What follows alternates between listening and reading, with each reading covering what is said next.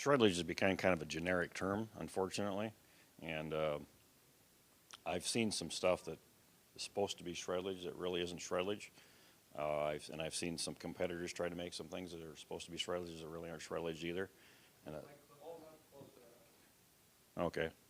The things that I think that are really important is if you look at this sample here, you can see the kernels are trashed.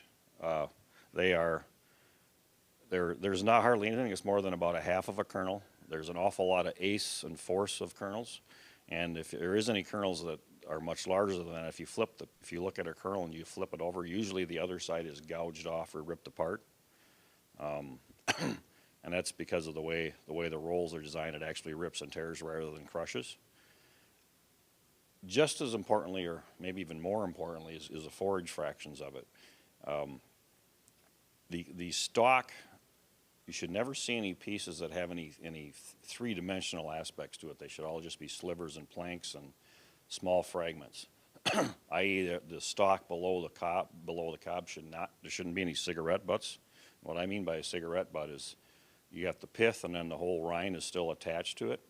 If there are large fractions of that are below the ear, something's wrong. That's not right. I don't have a problem. I don't have a problem with what I call marshmallows, and what that is it's just the pith of the stalk. Most all of the rind is ripped off, 75–80% of it. Those don't bother me because they may not look very pretty in a bunker, but when it ferments, they'll actually disappear and you won't even know they are there. But if the rind is still attached, i.e. cigarette butt, those don't disappear and they will sort. So that's a huge deal. And I don't have a big problem with the small pieces of stalk that are above the ear that are maybe the size of a pencil. They're not a very big percentage of the whole entire of the corn plant, and yes, they are sortable, but it's a small percent, so I don't have a real big problem with those. But anything below the ear, I would say, you want to make sure at most you would have marshmallows.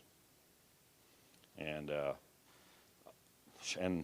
shredlage is not meant to be over 1 1/4 inches, because we've at Aaron's and one other place that we worked with quite a bit, we did a bunch of little mini silos, and there's somewhere around 1 1/4 inches, 30 millimeters. Even if it's done really well, it's shredded very nicely. It is sortable. So somewhere in that range and less is really functional. We don't have a problem. I wouldn't really call it shredlage, but we have had a number of people that are just doing conventional length and just trying to do a better job of processing. I wouldn't really call that shredlage, but they've done it just to do a better job of processing.